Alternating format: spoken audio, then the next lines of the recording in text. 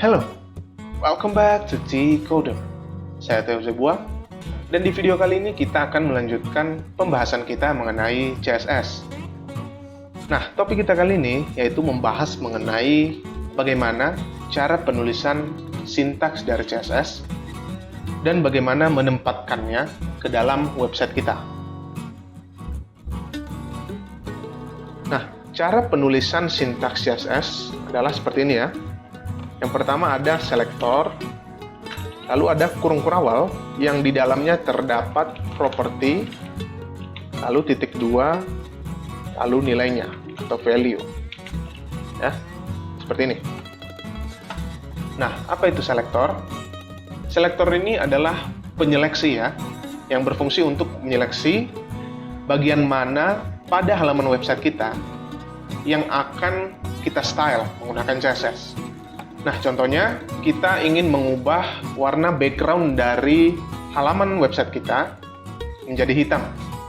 Ya, kita bisa buat body ya, di dalam HTML kan ada tag body ya. Jadi tag body itu kita akan style dia, kita akan rubah backgroundnya menjadi warna hitam.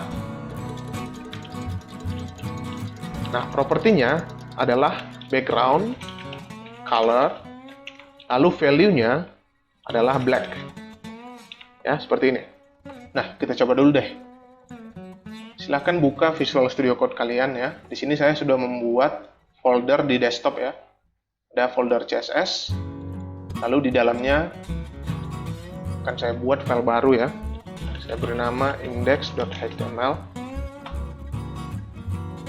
Lalu buat struktur dasarnya ya. Saya ubah title-nya menjadi CSS 1 gitu ya. Nah, gimana caranya menuliskan sintaks yang tadi ya di halaman HTML kita? Nah, caranya kita buat dulu di sini ya. Di bagian head ini kita buat text style ya. Tapi sebelumnya kita buka dulu deh filenya di browser kita. Nah, ini ya halaman website kita. Kita buat dulu satu teks deh. Misalnya H1 kita buat Hello World. Ya, kita lihat di browser. Nah, sudah ada ya. Nah, sekarang kita akan buat warna backgroundnya seperti tadi ya. Kita buat warna hitam.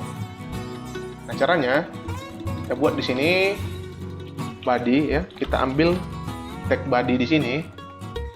Kita akan buat background colornya menjadi black gitu ya.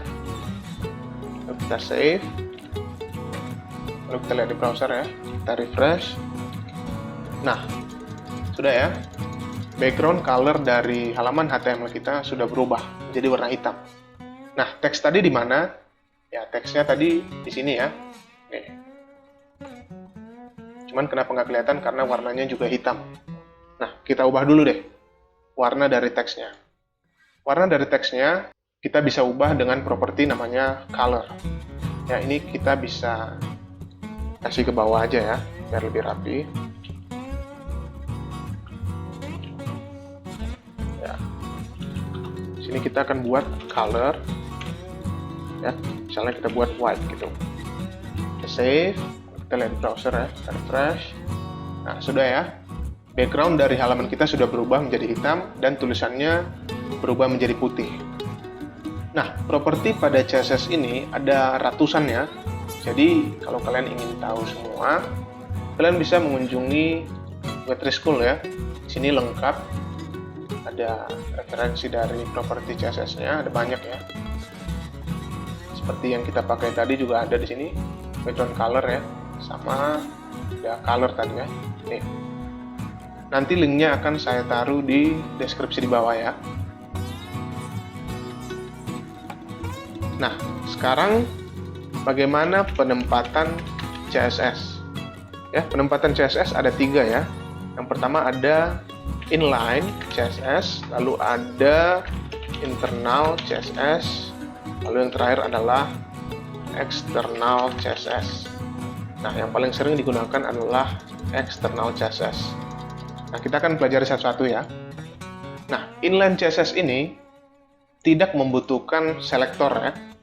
Jadi kita bisa langsung membuatnya sebagai atribut pada tag HTML kita.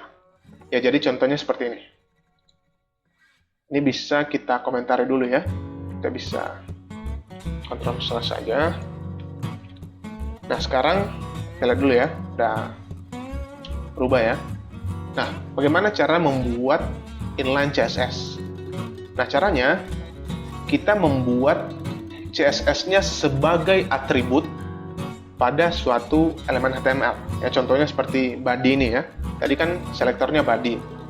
Nah, di sini kita tidak butuh selektor, jadi kita butuh atribut aja. Atributnya adalah style. Ya, lalu di dalamnya kita bisa buat property dan value pada CSS. Ya, seperti biasa ya. Misalnya background color kita buat black. Ya. Lalu titik koma. Lalu kita buat lagi color, kita buat white, ya. Hasilnya nanti pasti sama seperti yang kita buat tadi. Ya, kita refresh. Nah, ini ya, inline CSS.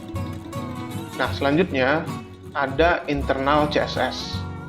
Nah, internal CSS ini kita sudah buat tadi ya, yaitu ini. Ini adalah internal CSS. Yang dimana penulisannya kita buat di dalam tag head di dalam satu halaman HTML ya, yang penandanya adalah tag style ini. Nah, yang terakhir adalah external CSS. Nah, ini yang paling sering digunakan ya. Nah, external CSS ini sempat kita singgung pada video form advance ya, pada playlist HTML. Nah, caranya yaitu kita membuat file terpisah ya, file CSS terpisah dari halaman HTML kita. Ya, ini bisa kita hapus dulu ya. Ini kita hapus. Nah, sekarang kita akan buat file baru di sini. Kita beri nama misalnya style.css. Ya, disinilah kita buat selektor, properti dan value kita tadi. Ya, misalnya body ya. Lalu kita buat background color, kita buat black, lalu colornya kita buat white ya. Kita save, kita lihat di browser ya, kita refresh. Nah, tidak terjadi apa-apa ya. Mengapa? Karena halaman HTML kita belum terhubung dengan file CSS kita ya. Kita hubungkan dulu. Nah, caranya kita buat di dalam tag head ini ya, kita buat tag link, lalu kita buat nama filenya ya, style.css. Nah, ini kebetulan satu folder dia ya. Kalau misalnya dia di dalam folder, kalian buat folder lalu slash nama filenya. Nah, sekarang kita akan lihat di browser ya, kita refresh. Nah, sudah ya. Nah, cara penulisan external CSS inilah yang akan kita gunakan pada playlist CSS kita kali ini ya. Nah, kira-kira sampai di sini dulu videonya. Kita sudah membahas mengenai cara penulisan sintaks CSS dan cara penempatannya pada halaman website kita. Nah, sampai di sini dulu videonya. Saya Teo Zebua, T-Coder, sign out.